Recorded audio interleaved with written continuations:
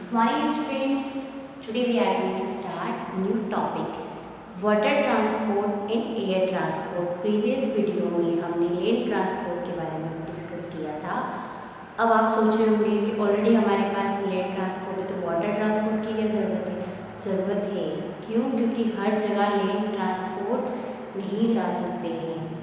ठीक है. और पुराने ज़माने में क्या हुआ था कि नदियों को पार करने के लिए, रिवर को पार करने के लिए राफ्ट का यूज़ किया जाता था. ठीक है. किसका यूज़ किया जाता था? राफ्ट का. जिसका शेप कैसा था? इस टाइप से बना. देखा हुआ. ठीक है. इसको राफ्ट कहते हैं. इससे क्या करते थे? पर्सन ट्रांसपोर्ट करते थे. कैसे? One place to another place. इसका यूज़ करते थे किसके रूप में? वाटर ट्रांसपोर्ट के रूप में. ठीक है. इसका यूज़ करने के बाद उनको फिर आइडिया आया इसका बोट का. बट इन दोनों में क्या होता था कि इनकी साइज़ जो थी वो छोटी थी और ये कोई स्मार्ट तरीके से डिज़ाइन किए हुए नहीं थे.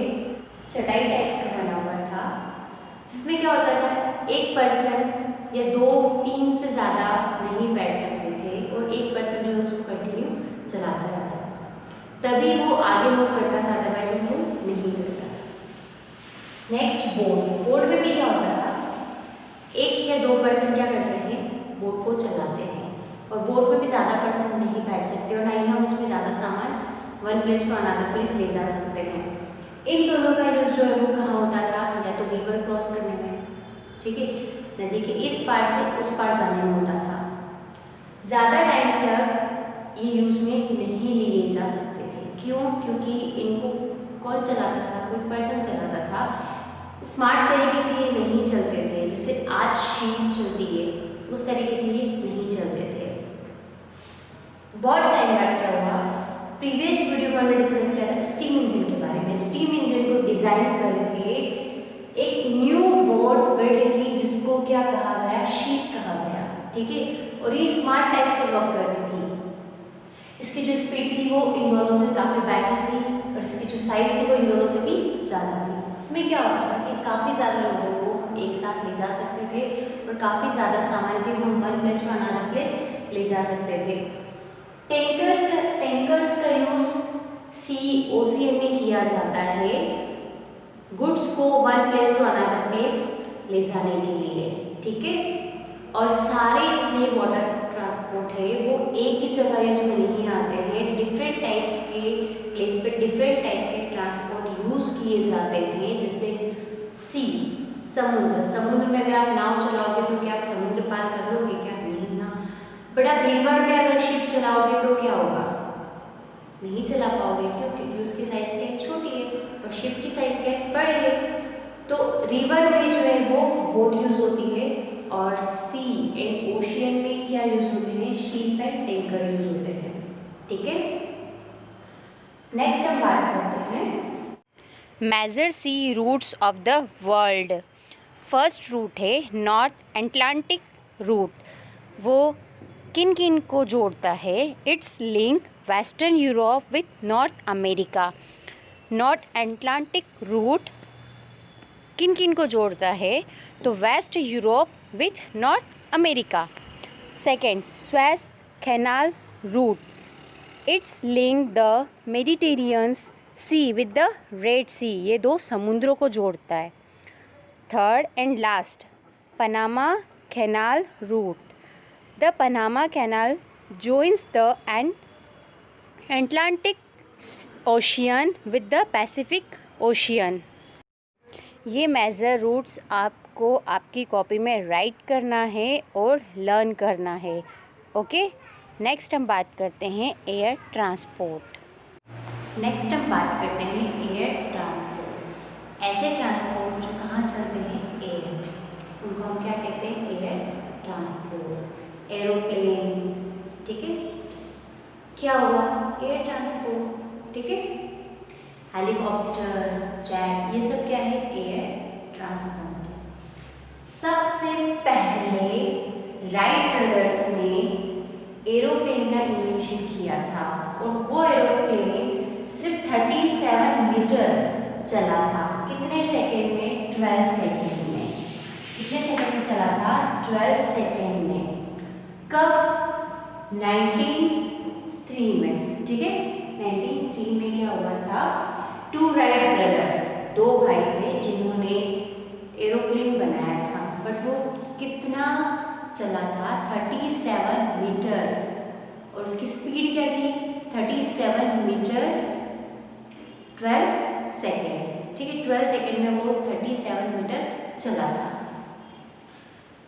बट आज जो हमारे पास एरोप्लेन है, मतलब आज हमें जो एरोप्लेन दिखाई देते हैं, उनकी जो स्पीड है वो स्पीड है 1000 किलोमीटर पर आवर, एंड उनकी जो ऊंचाई है, मतलब वो इतने ऊपर तक जा सकते हैं, तो वो है 10,000 मीटर। ठीक है, 10,000 मीटर तक ऊपर जा सकते हैं। उनकी स्पीड क्या है? 1000 किलोमीटर पर आवर। अब आप सोचोगे कि हमारे पास ऑलरेडी लैंड ट्रांसपोर्ट थे, वाटर ट्रांसपोर्ट थे, बट एयर की क्यों ज़रूरत है? एयर ट्रांसपोर्ट की क्यों ज़रूरत है? क्योंकि लैंड ट्रांसपोर्ट कहाँ चलते हैं? ज़मीन पे। वाटर ट्रांसपोर्ट कहाँ चलेंगे? वाटर में। एयर ट्रांसपोर्ट की ज़रूरत इसीलिए हुई क्योंकि हमें मान लो एक कंट्री से दूसरी कंट्री में जाना है, बीच में क्या है? सी है। अगर हम वाटर ट्रांसपोर्ट का यूज़ करेंगे तो बहुत ज़्यादा टाइम लग जाएगा। ठीक है, बहुत ज़्यादा टाइम लग जाएगा।